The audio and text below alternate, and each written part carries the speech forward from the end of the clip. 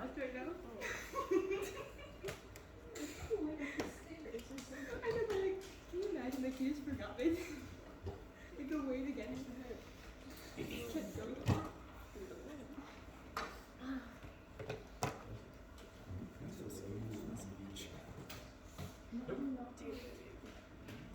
Still works. It was like 30, 40. Yeah. And it comes with extra cuts. Are you like really like steady? You broke it probably because it's in my cup. Maybe if it was the original, it would influence. She's gotten 5 of her items because she's breaking it. Yeah, I was using them on trying. I was so annoyed with that one. You can't repair your things.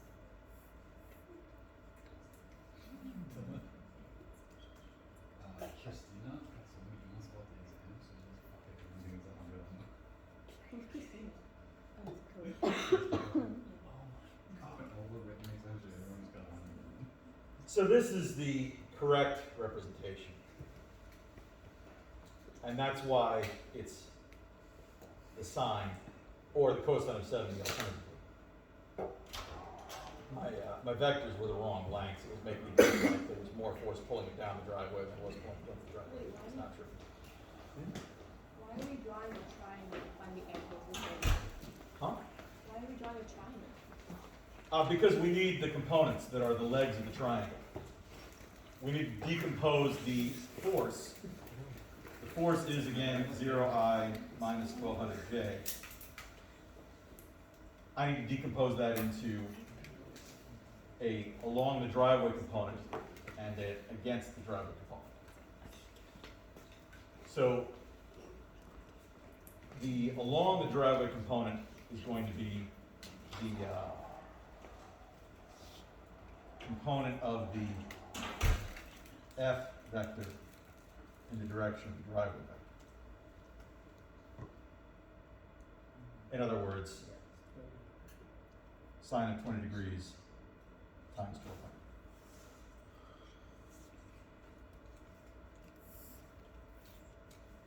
So that diagram, I think, better illustrates the force involved.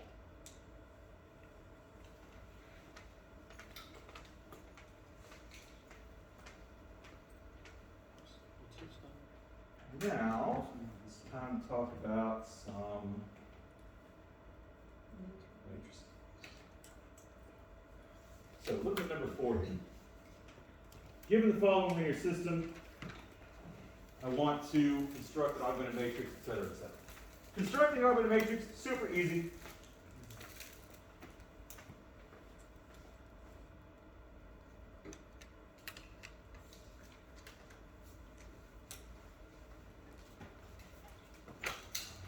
So what would be the first row of my augmented matrix?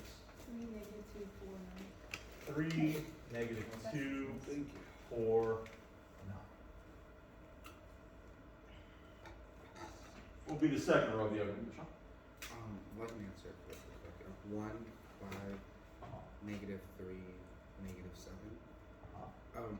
My question was though, quickly, when you're like referring to a matrix, you refer to it by column then number, right?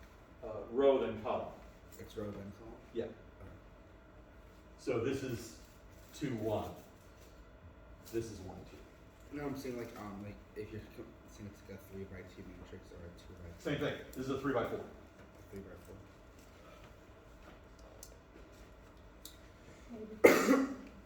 -4, 7, 1.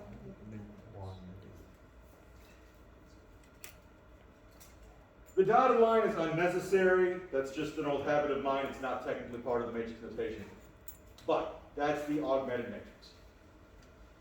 So that part shouldn't be a problem. Now, in order to row reduce this matrix, what would be a good first move?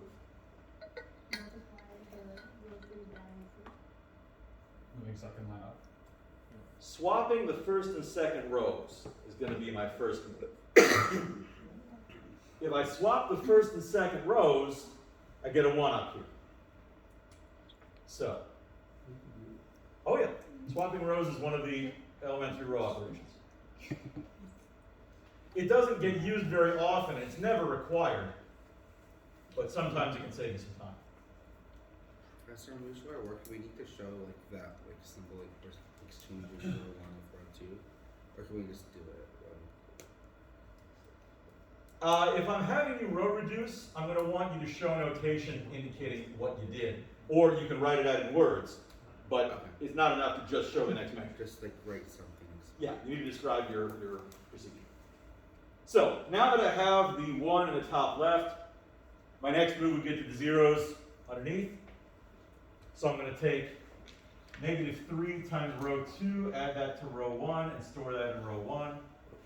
I'm going to take 4 times row 3, and add that to row 1. I'm sorry, 4 times, I'm doing this backwards. Hang on.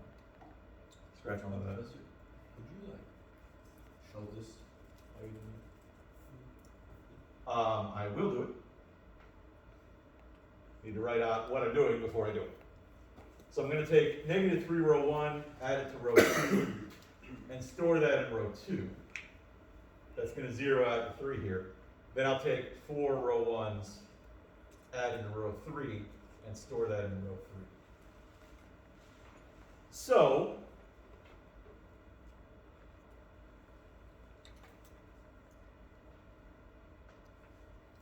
I'm storing results in row 2 and row 3, meaning row 1 is not going to change. It's still going to be 1, 5, -3, -7. Row 2, I'm going to take -3 row 1s and add it to row 2. So -3 plus 3 is, of course, 0, as it should be. -15 plus -2 is going to give me -17. It's a little unfortunate, but that's how things go. +9 plus 4 is going to give me 13. And +21 plus 9 is going to give me 30.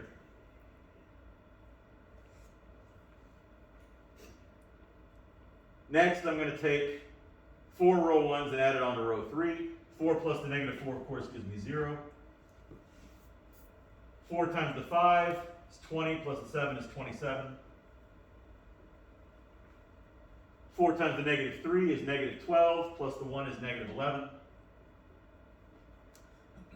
And 4 times -7 is -28, plus the -10 is -30.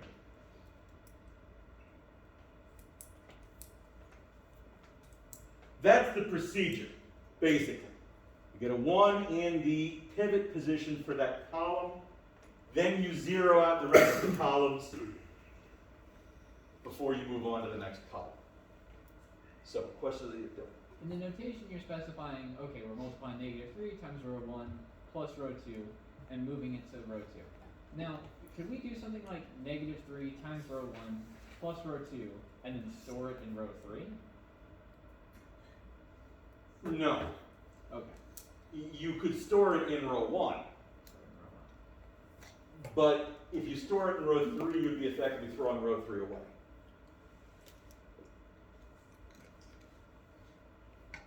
So it's only applicable between. It has to be one of the rows that you were adding.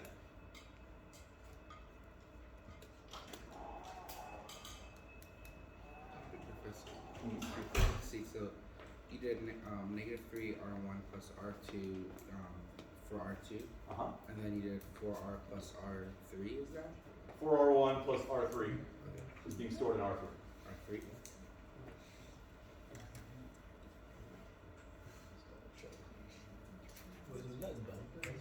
No, that's just the first column.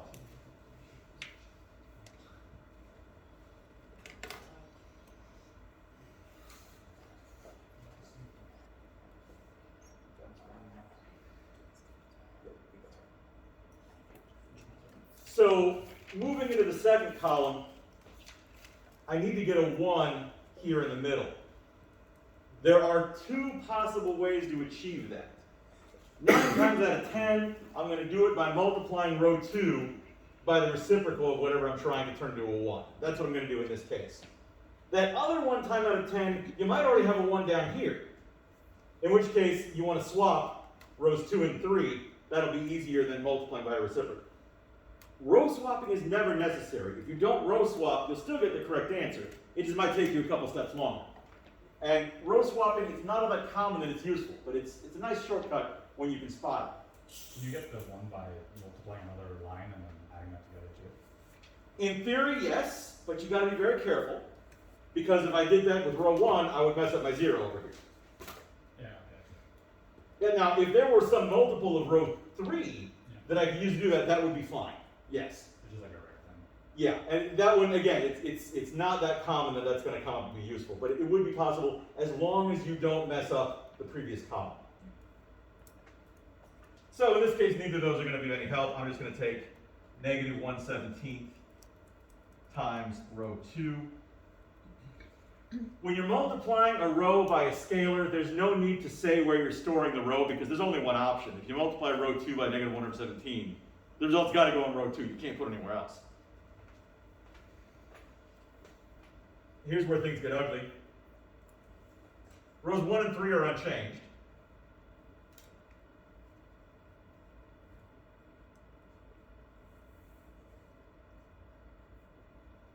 Row 2 becomes 0, 1, negative 13/17, and negative 30/17.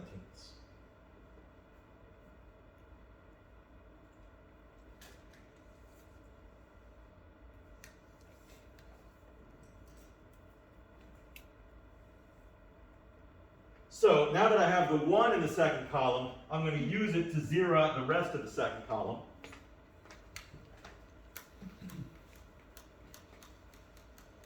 Steps over there with the result on the left side of the board. So I'm going to take negative 5 times row 2 added to row 1, store it in row 1. I'm going to take negative 27 times row 2, add that to row 3, and store the result in row 3. And here's where you definitely want to start using the calculator. Does this take after zeros? Yes. So, row 2 is unchanged. I'm storing results in row 1 and row 3. Row 2 is going to be what it was. For better or for worse. Also, the first column won't change, so it's going to be 1 over here, and 0 and 0.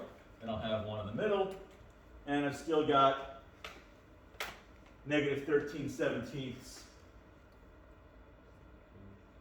and negative 30/17.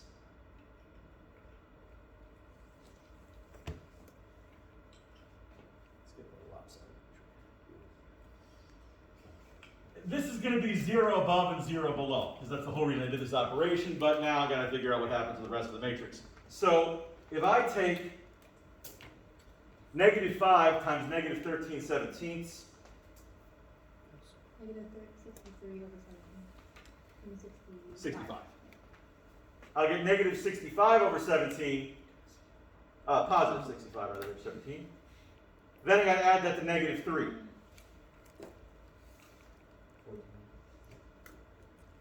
And I end up with 14 over 17.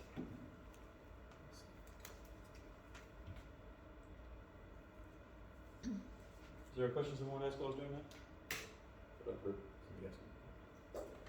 All right, so continuing with the top row, I'm going to take negative 5 times negative 30 over 17, which is going to give me 150 over 17. I'm going to have to add that to negative 7, which when I get a common denominator is going to leave me with, I believe, 31 over 17.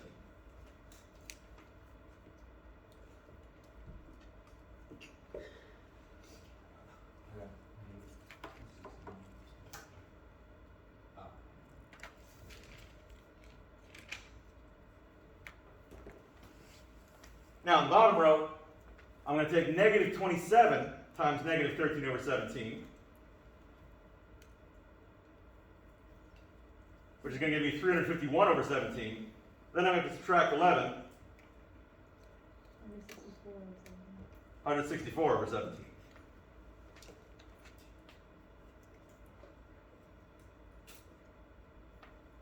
And lastly, same thing.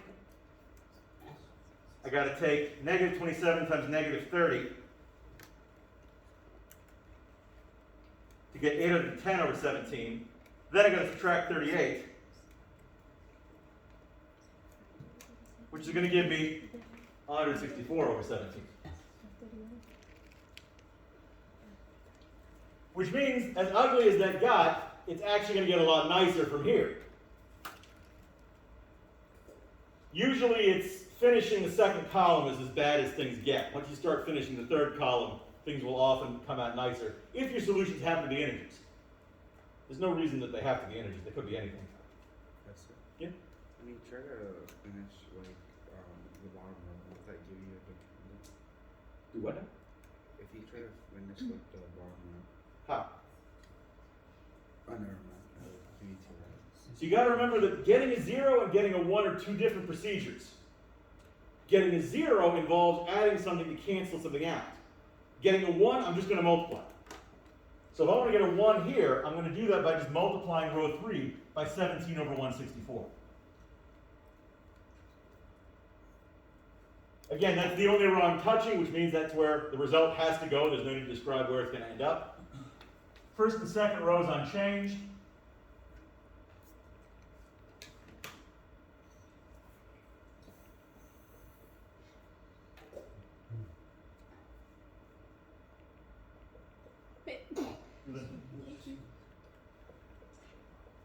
But bottom row, well, of course, 0 times anything is 0. 17 over 164 times 164 over 17 is 1. And again, 17 over 164 times 164 over 17 is 1.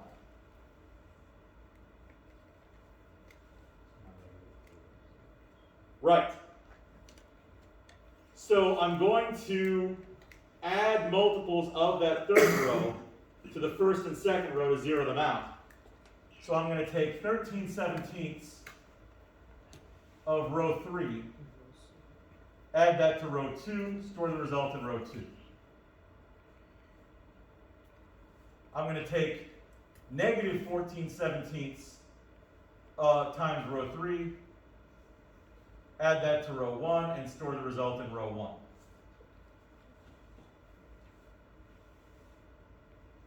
So most of this is not going to change, but I'm going to have an identity matrix on the left. And by identity matrix, I'm just going to mean, 1's in the main diagonal, 0's everywhere else. Why that's called the identity matrix is a subject for linear algebra. But I'm not going to get into matrix multiplication in this class.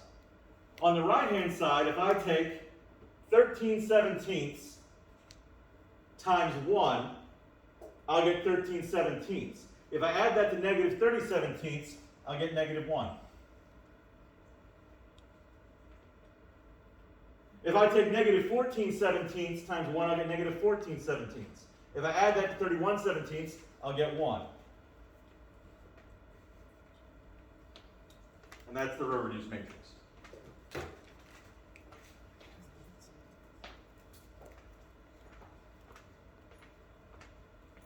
So, as an ordered triple,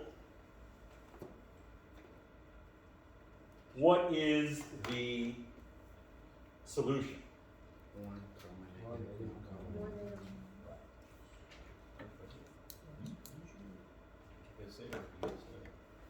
Top right. Top right.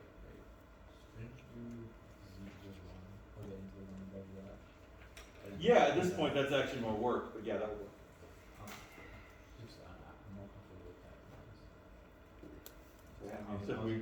I'm just doing stuff that we already had to do to get there. So I'm just replicating the same steps. Avoid doing more matrices. Well, it's like,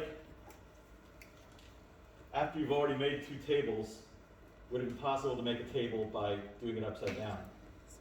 Well, yeah, you could, but you've already made tables, so what's the problem? Sean, what's up?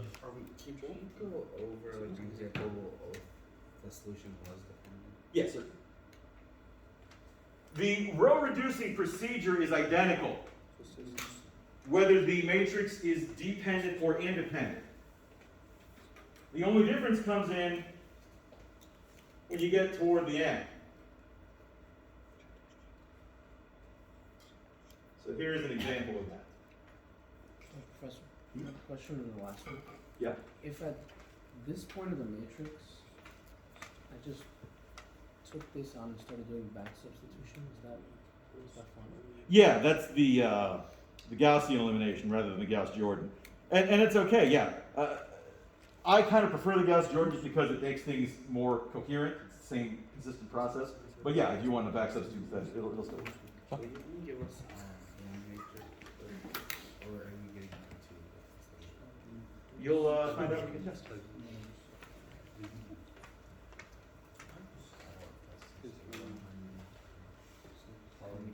Yeah, but then what's the point of my job?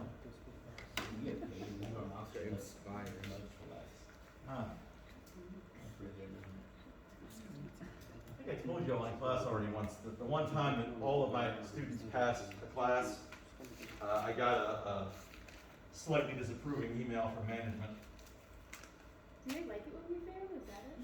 Yeah, it's Well, they didn't need you to because they'll make more money. I don't know if this is true of other schools, but I have noticed that the staff here are a little bit less trusting than staffs at other schools.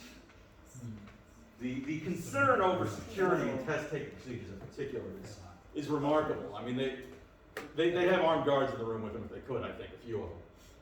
But no, they're just not very trusting. And the idea that my students might not pass the class because they worked very hard apparently hadn't occurred to anyone. They assumed that I had somehow made things too easy or whatever.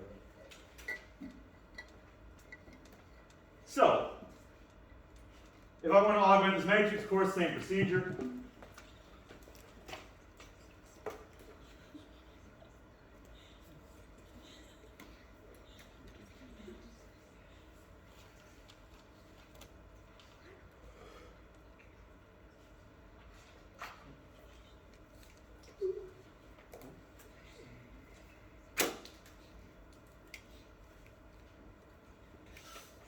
It's going to be the augmented matrix, no problem. And then if I want to row reduce, same procedure. So I'm going to start off getting a 1 in the top left. I'll take 1/5 times row 1. Let me go through this a little faster.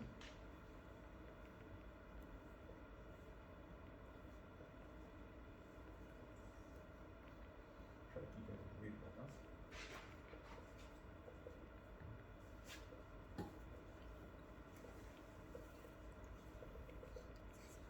So now that I have a 1, I'm going to zero out the column by taking -3 times row 1, adding to row 2, storing in row 2. I'm going to take 16 times row 1, adding to row 3, storing in row 3. Row 1 unchanged.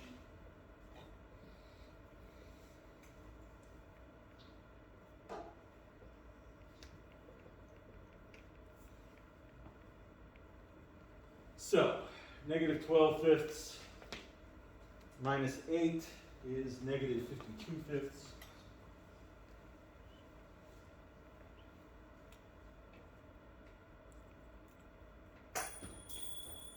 -3/5 minus 4 is -23/5. And -9/5 minus 1 is going to be -14/5. Further down, so 16 times 4/5 is 64/5. It's going to give me 104/5 down here.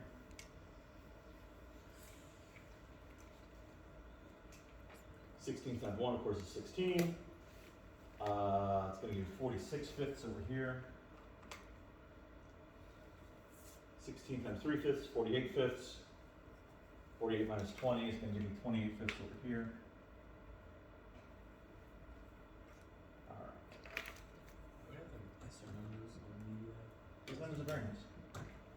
They're very friendly. You should invite them over to your home. They never make a mess. All right. So Next, I gotta get a 1 in the middle position, so I'm gonna take negative 5 over 52 times row 2. Row 1 and 3 unchanged.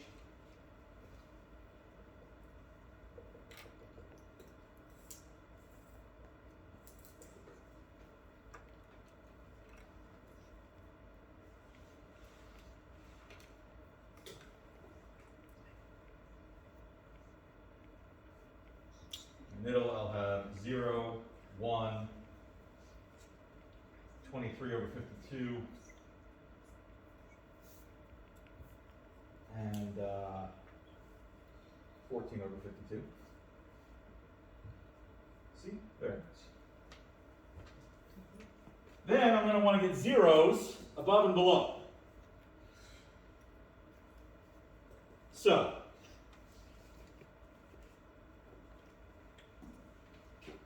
I'll take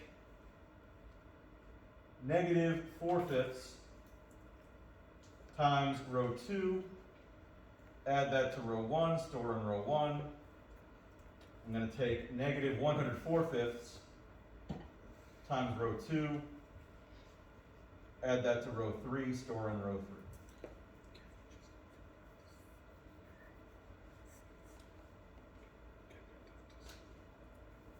So, this will get slightly ugly. I just didn't make a mess. Okay, so they make a little bit of a mess, but I'll clean it up. So row 2 is unchanged.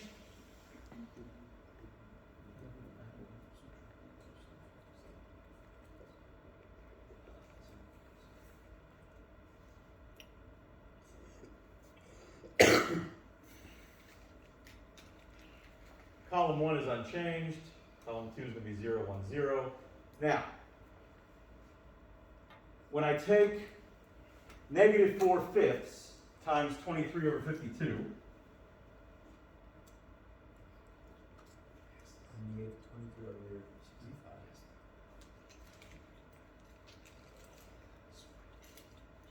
and I'm going to add that to 1/5.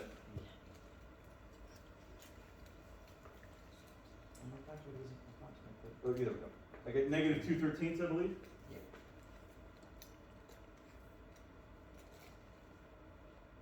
Then I'm going to take negative 4/5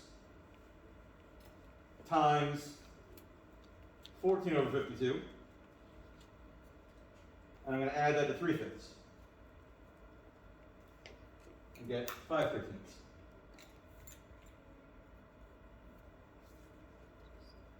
Now, the bottom row, I'm going to take negative 104 over 5.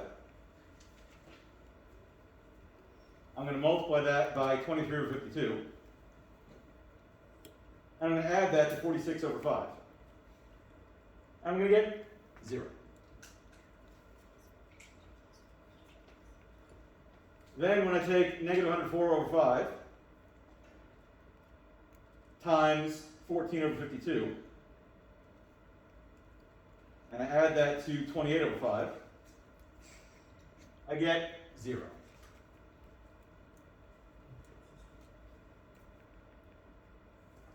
So now what?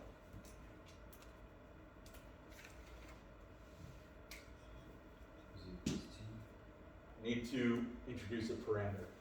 This is a dependent system. Is equal to? Yeah.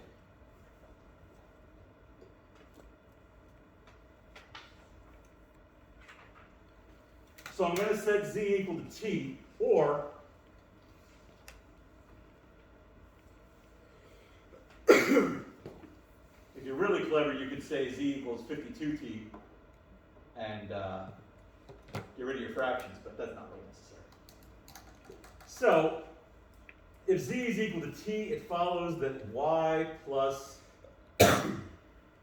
23 over 52t is equal to 14 over 52. And therefore y equals 23 over 52t negative plus 14 over 52.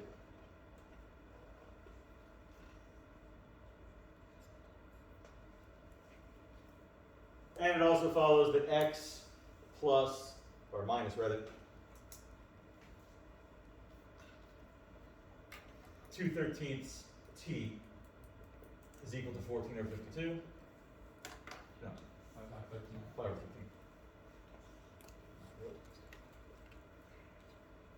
And if I add 2 over 13t to both sides, I find that x is equal to 2/13 t plus 5/13. And that was my solution. So when you have these dependent systems of equations, you can't do Gauss-Jordan at that point, right? I have done Gauss-Jordan. But That is a fully row-reduced matrix. So because we have always zeros on the last row, it's dependent. Right. And then because of that, we could just always do z equals t. And then, so the example before was independent. Yes. Because, okay, and then it's inconsistent if it was like that, except the last row. Right. If this were a non-zero, Okay. we would call it inconsistent. Now, technically, an inconsistent system is also dependent. That's a mistake of terminology the book uses that will become important when you get to linear algebra in the future. But for the sake of the WebAssign homework, they want you to call the dependent systems with infinite solutions dependent, and they want you to call the dependent systems with no solutions inconsistent, even though they're both technically dependent. So on the test, how should we do it? I would prefer that you call such a system dependent, Mm-hmm. and I would also like you to describe the solutions. And in the event that there are no solutions, you say there are no solutions. Is there any way around the fractions? No. You can't like. Which one? Can you go over one last time? Just if The there's system zeros- is independent if you get the identity matrix like we did in the previous case, where you have the ones all the way down the main diagonal, zeros above and below. That's an independent system. An independent system has a unique solution. Dependent systems do not have unique solutions, either because there are infinitely many, as is the case here, or because there are no solutions if you have a non-zero over here in the right column. When there's no solution, it is correct to call that an inconsistent system. See? So, you know it's dependent because we try to get a zero in the third row in the second column and zero out the rest. Correct. And so if there was a non-zero number in row 1, column 2, that wouldn't be a fully row-reduced system. Correct. Right? Okay. Correct. To be row reduced, you have to get ones in the pivots as much as possible, and you have to get zeros above and below the pivots. In this case, we couldn't get a pivot in the third column because it's zeroed out here, and there's nothing to work with. Question now? In a situation where in row 3, column, I'm not sure, 4, there's a number, so that makes it inconsistent, right? Yes. If this had been non-zero, we call it inconsistent, no solution. So there'd be no solution. Okay. Other questions? There'd be no solutions to any one of the x, y, or z. In that case, right, because to be a solution, it has to be a complete x, y, z triple that solves all three of the original equations. But there is no value in that, using that system. Completely. Well, you can't find anything, is what I'm saying. It's not like you could have a value for x but no value for z. That's not really possible. In order for any of them to exist, it has to be a solution for all three equations. And in an inconsistent case, that just doesn't exist. If for whatever reason we get straight zeros in, let's say, row 2, can we just set y is equal to t and just solve it the same way? Or? If you got zeros here, Yeah. if there's anything down here, you should swap the rows.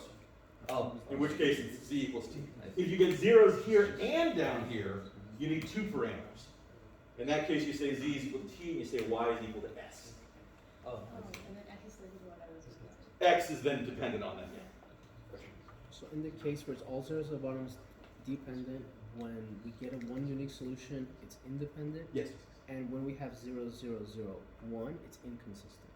Right. Again, technically an inconsistent system is dependent. Okay. But that's not the way that this textbook is describing it. That's an error in the textbook. But you'll see that again in linear algebra, and it'll make a little more sense. Basically, this system is dependent because there's a free variable, namely z. Z is free to be anything. No matter what Z is, a solution exists.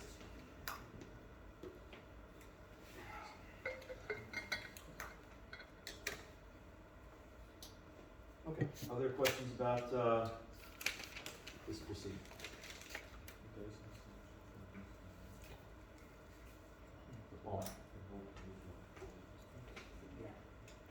On the test,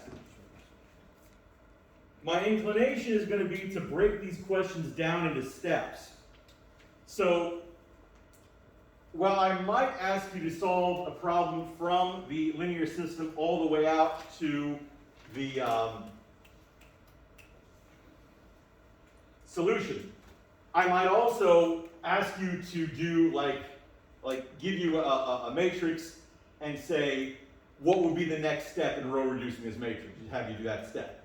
So my intent there is I don't want a single question to rely on 20 different calculations. Will you add hints? The questions are hints. I'm saying solve the system. But if I didn't tell you what system it was we were trying to solve, it'd be really hard, wouldn't it?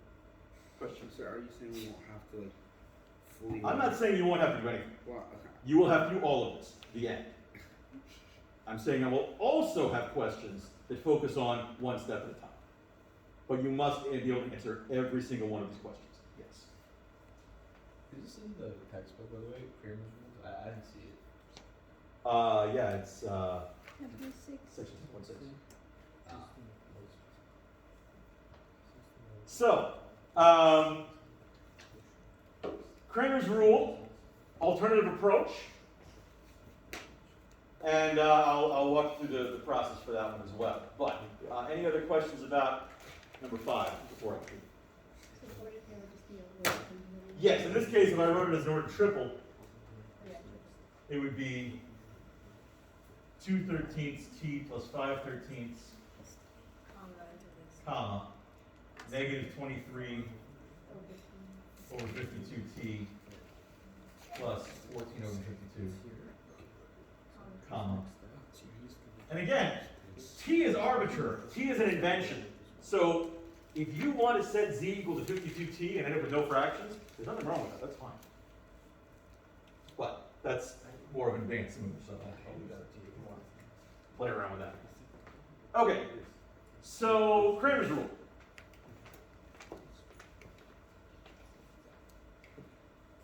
The one advantage Kramer'S Rule has is if you're working with a large system but you only want one of the variables, Kramer'S Rule can get you to that variable while leaving the rest behind.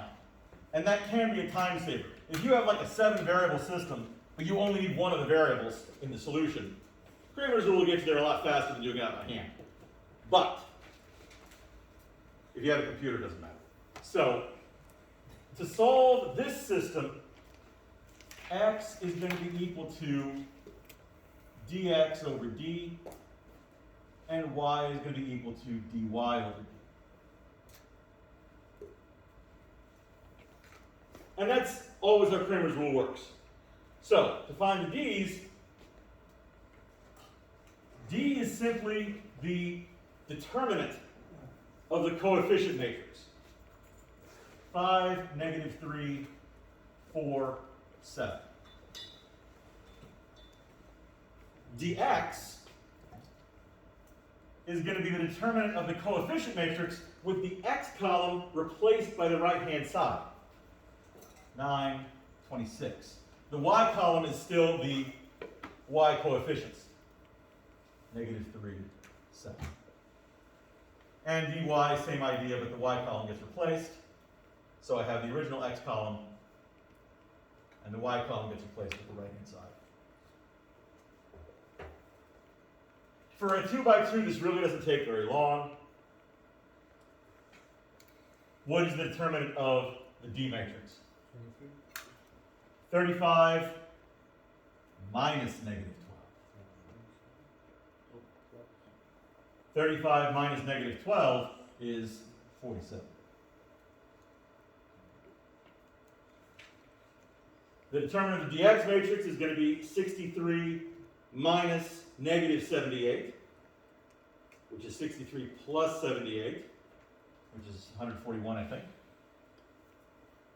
But, you know, use a calculator. Don't do what I do.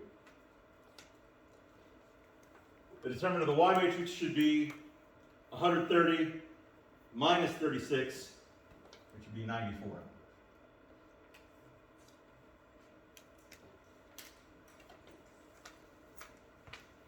So it's top left first, and it's effective from. When you find the determinant, it's the main diagonal product minus the alternate diagonal product. What? In this case, we don't use any composite because there's no minor, right? Right, because we're only doing 2 by 2 matrices, so we don't have to do anything like complicated. Okay.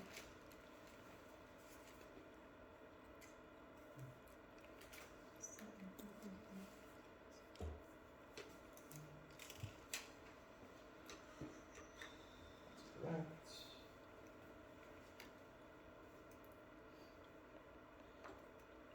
And that's correct. Okay. So, the solutions, x would be 141 over 47, and y would be 94 over 47. The way you position these matters, right? These like small, I guess you call them matrices. Like the way I positioned it was for dx, I put in the top row -3, then 9, and on the bottom row 7 and 26. And Oh yeah, this is the one. There's no other arrangement that would be okay. It's got to be the original coefficient matrix with the column in question replaced by the right-hand side. So I have the -37 preserved, and the x column is replaced by 9 and 26 from the right-hand side of the original system. Oh.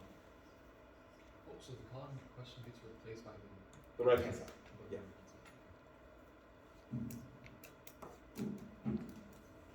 So asking you to solve a 2 by 2 system with Cramer's rule is very much fair game. If you're familiar with the procedure, this doesn't take all that long, and as long as you have a calculator handy, the calculations are no real challenge. So if I wrote it as an ordered pair, of course, it would be 141 over 47, comma 94. X is, it simplifies to 3. Does it? Yeah. Excellent. Oh, and 94 over 47 is 2. So actually 3 2s.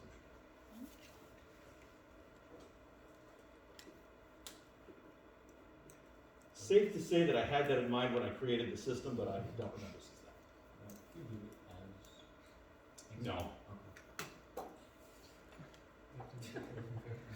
Huh? ordered pair. Oh, I was talking about reducing the fraction. You have to reduce the fraction. Yeah, now the ordered pair is the correct response. In this case, I didn't specify it, so I'll be more careful with the wording on the test. But yes, typically I want the answers as an ordered pair, ordered triple, whatever.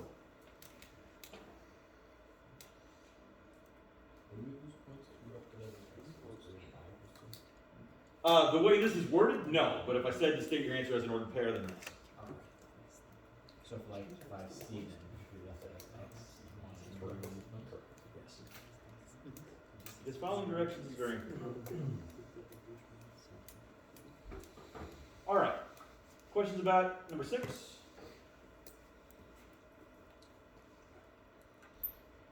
Could you solve number 6 faster by just using the elimination method? Probably. But again, Kramer's rule in 2 by 2 system is not super difficult, so. We use knock off points to use elimination. Yes. What I would probably do is ask you to compute those matrices and determinants. Oh. So In which case, elimination isn't really going to get you that answer. So. So you said the biggest on the test that you'll put will be a 2 by 4, right? For Kramer's rule? For Kramer's rule, from start to finish, I'm not going to use Kramer's rule from start to finish on a 3 by 3 system, unless there are a lot of zero coefficients. Basically, I'm not going to promise anything in particular as far as size goes or whatever. I'm going to write questions that I think you can reasonably answer in the amount of time provided. That's if that's an 8 by 8 system and most of them are zeros, then that's how it's going to be. If we were to continue this, Z would be D of Z over D. Yes. Yes. In this case, you can't do that because there is no z variable. Yes, that's how it's set up. So if you had 5 variables, you know, it would be dx1 equals dx1 over d, x2 equals dx2 over d, x3 equals dx3 over d, etc. If there was a 0 in the middle, if there was like a bigger system, what would we do? Like, how would it make it easy? You said if there's like. Oh, when there, well, I'll show you in this next example. When there are zeros, that means that operations involving the matrix are much faster because zeros, they mean you can skip some steps. All right. Let's have a look at the reception. Oddly enough, Google Docs did not seem to present me with a good way of showing matrices, so I had to use a table, which looks weird, but that's a matrix. So if I have a matrix, top row is 3, 0, negative 2. Middle row is 5, 1, 7. Bottom row is 0, negative 8, 11. If I want to find the determinant, I need to choose a row or a column to work with. To me, the most natural column to choose is the middle column. It's got a 0, that's the most important thing. You want to choose a row or column with as many zeros as possible, because every 0 means a step you don't have to do. This one also has a 1, which is sort of trivially going to make another step easier. The 1 is not a big deal. The zeros are the really important ones. But that's why I'm going to choose this column and not the first row or the third row. In practice, they work out about as well. But the 1 is a tiny bit easier, so that's why I'm going with the middle column. So what I'm going to do is I'm going to take the 0, which is in the 1, 2 position. So I'm going to take, well, write this because that's not the determinant operation.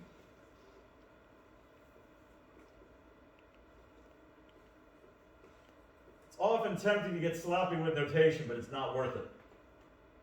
You need to maintain good habits.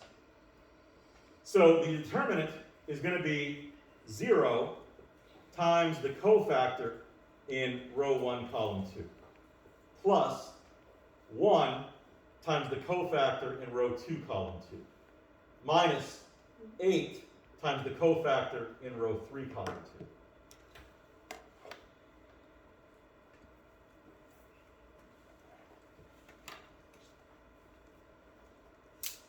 Now the cofactors, well, of course this one's just 0, so I can skip that one. The cofactors are always -1 to the power of the sum of the indices, in this case 2 plus 2, times the minor at that position. In this case 3 plus 2, again times the minor in that position. So the minors are the determinants of the remaining matrix when you take out the relevant column and row.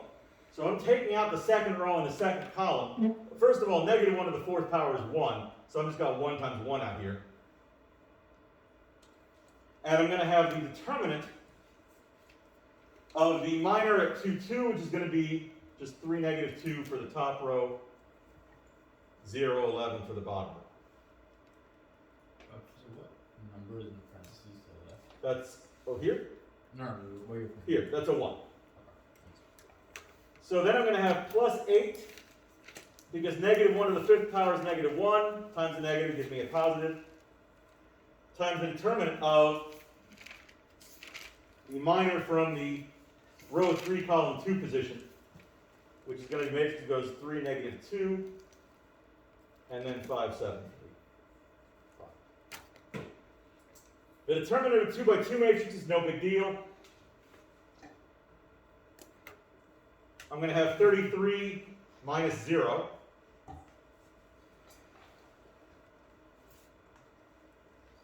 Here I'm going to have 21 plus 10. So I have 33 plus 8 times 31 is 248, which is going to come out to 281.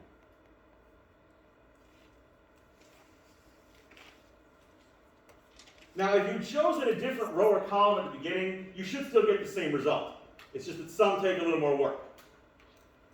So what we're doing here is we just take the 2 other rows on the left after what we take away, and then we put that in its own matrix and we That's how you find the line. The determinant of what's left over when you pull out that row and column.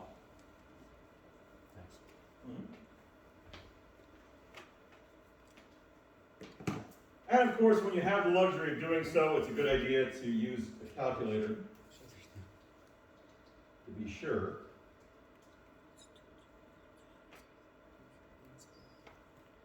So if I have a matrix of dimension 3, and my original matrix goes 3, 0, -2, and then the next row 5, 1, 7, and the next row 0, -8, 11.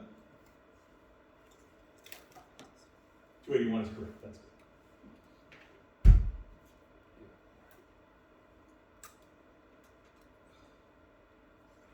Okay. Questions about determinants?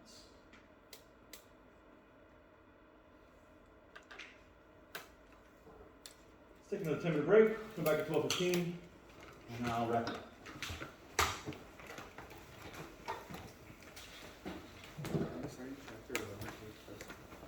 No, I don't think we're going to get through that.